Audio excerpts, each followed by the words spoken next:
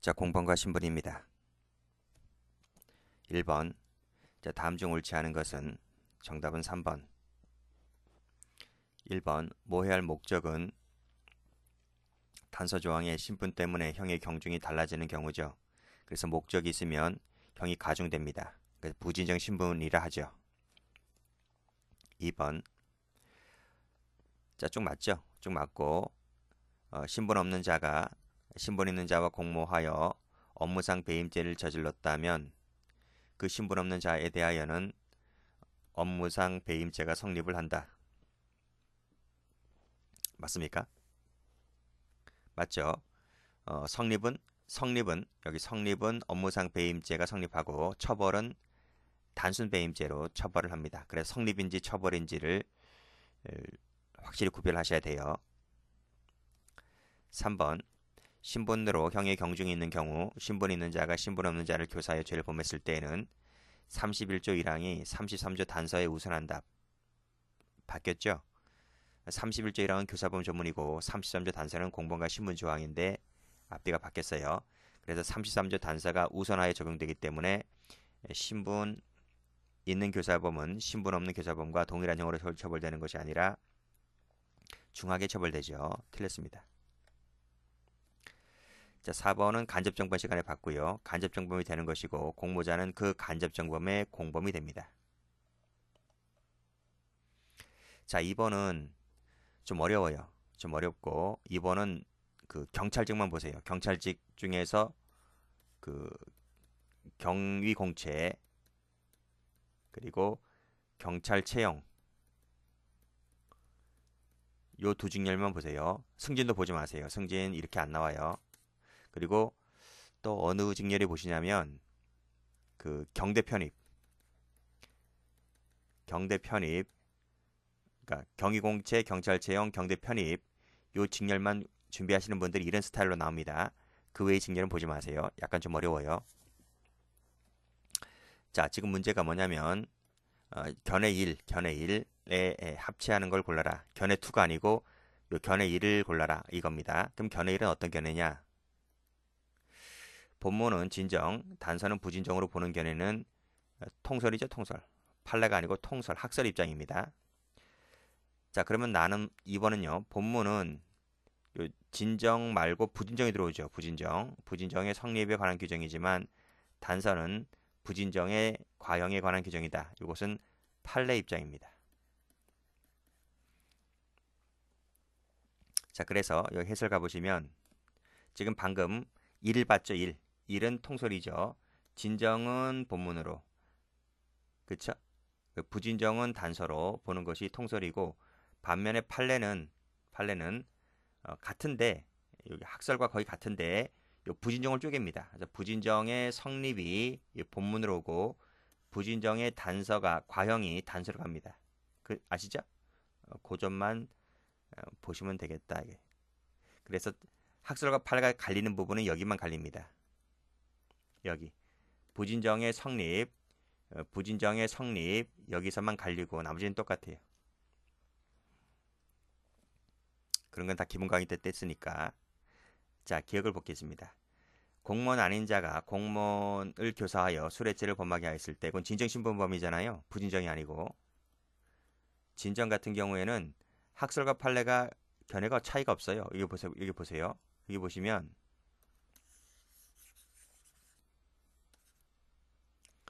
여기 진정이죠. 진정 성립과 여기 진정 성립 나오잖아요. 그렇지? 그러니까 진정 성립에 대해서는 판례와 학설이 같다니까요. 물론 과형도 같지만 같아요. 진정에 대해서는. 그래서 지금 이것이 진정 관련된 거잖아요.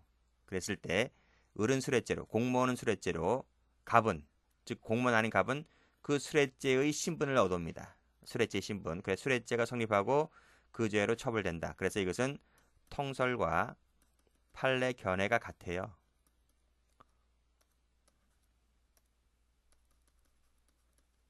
같기 때문에 지금 문제가 뭐였습니까? 1번 견해를 골라라. 1번 견해. 1번 견해가 통설이잖아요. 통설이 이런 입장 취하고 있다니까요. 그래서 이것은 맞는 지문입니다. 자, 2번 갑니다. 부인과 그 아들 공동하여 남편을 살해한 경우 이 사건 아시죠? 자, 그랬을 때 갑과 을은 존속 살해죄가 성립하고, 성립은 어떻게 봐?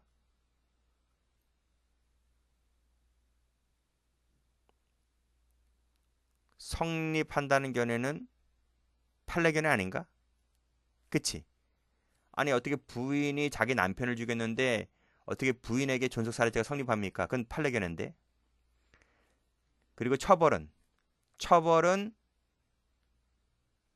부인에게는 보통살인죄로 처벌되는 거죠. 보통살인죄. 그리고 아들은 자기 아버지를 죽인 것이니까 아들은 존속살해죄가 성립하고 존속으로 처벌받는다.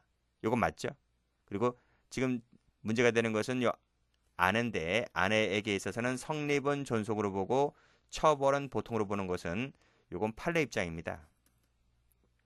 판례 입장이지 이 통설 입장이 아니기 때문에 틀린 거죠. 디귿번. 도박의 습벽이 없는 갑이 도박자를 교사하여 도박하게 하였다. 상습범이다 보니 부진정 신분이죠. 그렇죠? 부진정 신분입니다. 여기도 니은도 부진정 신분이었고, 자 부진정 신분범의 경우에 있어서 을은 상습 도박죄, 갑은 단순 도박죄의 교사범이 성립을 하고 각자 그 죄로 처벌을 받는다. 이건 뭐죠? 지금 갑이잖아, 갑. 갑이 비신분자인 갑이 부진정 신분자인 을에게 교사 형태로 가담했잖아요. 근데 성립을 어떻게 보는데? 성립을 단순으로 보는데, 단순. 어? 상습으로 보는 게 아니라 상습으로 보는 게 아니라 단순으로 봤대. 그리고 단순으로 처벌을 받는데 이건 통설이지. 그쵸? 그쵸? 만약 이것을 단순이 아닌 상습으로 보면 그건 팔가 됩니다. 그래서 이 디귿이 동그라미가 되죠.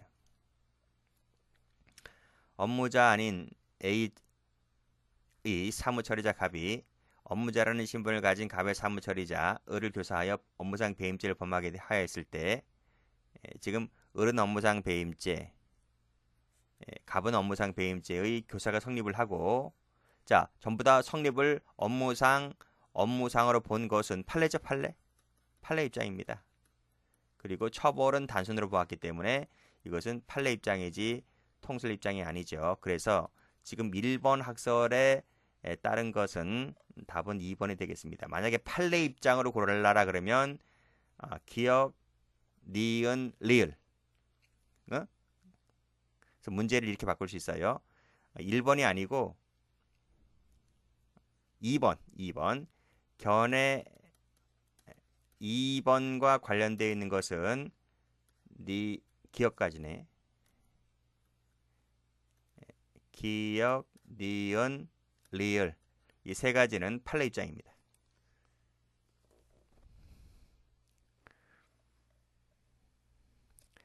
3번입니다. 다음 중 옳지 않은 것은 정답은 4번. 1번. 도박의 습벽이 있는 자가 타인의 도박을 방조하면 상습도박죄의 방조의 죄에 해당하죠. 그리고 그 습벽 있는 자가 도박도 하고 도박 방조를 하였을 때는 이 도박 방조죄는 무거운 상습도박죄에 포괄시켜서 이 가장 중한 죄니까요. 이 그 죄로 처단합니다. 자, 업무상의 임무라는 신분 관계 없는 자가 신분 있는 자와 공모하여 업무상 배임죄를 저질렀다는 말은 성립이란 얘기죠. 그 신분 없는 자에게도 본문에 따라 업무상 배임죄가 성립을 하고, 그치? 과형에서만 단순 배임죄로 처벌을 합니다. 그것이 판례 입장이죠. 3번. 소유자에게 고의가 없어서 성립하지 않는다면 공동정범이 성립을 할 여지는 없는 거죠. 자, 4번은 풀었는데 31조 1항은 종속한다는 원칙을 선언하고 있으므로 이것이 공범 종속성설 입장에서 말하고 있는 겁니다. 여기까지 맞아요. 형이 경중이 있는 경우에 있어서 신분 있는 자가 신분 없는 자를 교사하여 죄를 범하게 하였을 때에는 31조 1항이 33조 단서에 우선한다. 이거 앞에서 풀었는데 바뀌었죠, 앞뒤가? 그치? 단서가 우선합니다. 단서가. 그래서 여기 보시게 되면 이 단서가 1항에 우선한다. 그래서 중하게 처벌된다는 것까지 설명드렸습니다. 4번. 옳은 것을 모두 고른 것은 다툼이 있으면 판례에 의한다 했고요. 정답은 4번입니다. 1번. 자, 허위 공문서 작성죄는 주체가 공무원만 되는 진정신분범이죠. 그래서 신분이 공무원이 아닌 자임이 분명한 자들 같은 경우는 이 주체가 될 수가 없어요. 만약에 이것이 되려면 처벌하는 특별조항이 있어야만 되겠죠. 동그라미. 모의 목적은 부진정 신분이라 했죠. 형이 경증을 달리하는 것이기 때문에 단서는 뭐다? 부진정 신분범. 동그라미. 자, 배임죄입니다. 자, 신분 관계 없는 자가 신분 있는 자와 공모하여 업무상 배임죄를 저질렀을 때 성립은 뭐다? 성립은 업무상으로 성립하고 처벌은 단순 배임죄죠. 업무상 틀렸습니다. 4번 치과의사가 치과기공사들에게 진료행위를 하도록 지시를 하였다. 치과기공사는 진료행위 못합니다. 근데 지금 의료법상 위반되는 행위를 하도록 지시하고 있잖아요. 그러면 이 지금 치과의사가 의료행위를 하면 위법조각적 신분이 되는데 치과의사는 의료행위를 할 수 없는 무자격자이기 때문에 지금 위법행위를 하고 있는 겁니다. 그래서 위법조각적 신분을 가진 신분자가 비신분자에게 지금 가담한 경우인데 이때 신분자에게는 그 범죄의 공범이 된다는 것이 판례죠. 그래서 이 치과의사도 무면허 의료행위의 교사가 됩니다. 치과기공사는 정범이 되는 것이고 치과의사는 교사범이 되죠. 동그라미. 자, 이것은 뭐 많이 봤죠. 변호사가 변호사 아닌 자에게 고용되어 이거 했을 때 변호사 행위가 총칙상의 공모, 교사, 방조에 해당된다 손 치더라도 그 자를 그 범죄의 공범으로 처벌할 수는 없다. 왜요? 총칙 규정이 적용되지 않기 때문에 그렇습니다. 동그라미.